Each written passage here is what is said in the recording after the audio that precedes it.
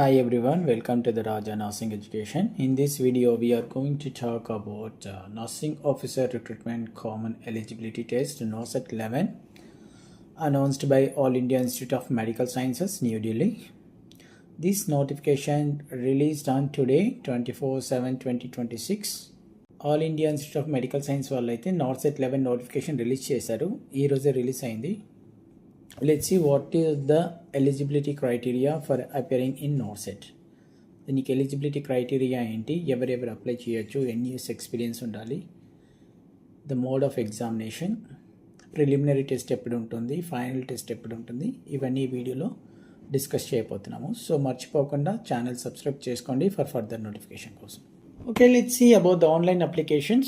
Online applications can be done through AIIMS website www.aimsexams.ac.in from today to next month 13th August evening 5 o'clock వరకు available ఉంది. Today నుంచి ఈరోజు 24th నుంచి next month August 13th వరకు అయితే మనకి application ఆన్లైన్లో మనం ఫిల్ చేయొచ్చు.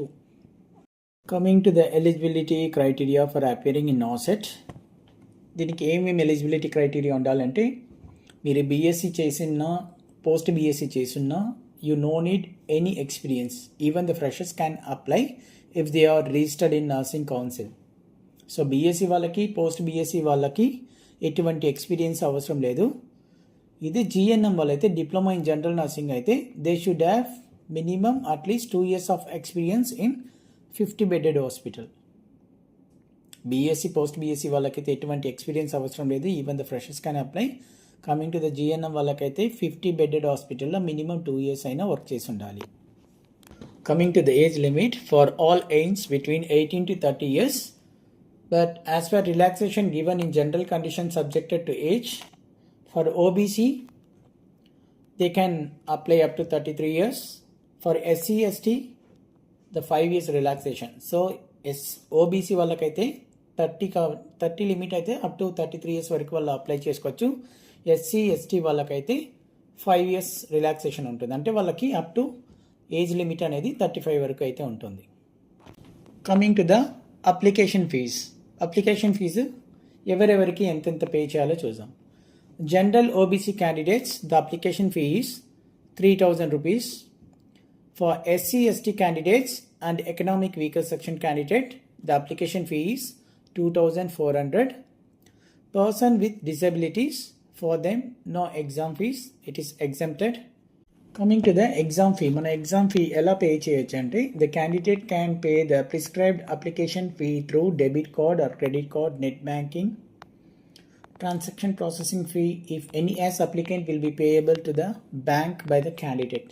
మీరు క్రెడిట్లో కానీ డెబిట్ కార్డ్లో కానీ నెట్ బ్యాంకింగ్ కానీ లేకపోతే త్రూ బ్యాంక్ ద్వారా అయినా మీరు ఎగ్జామ్ ఫీ అనేది పే చేయొచ్చు.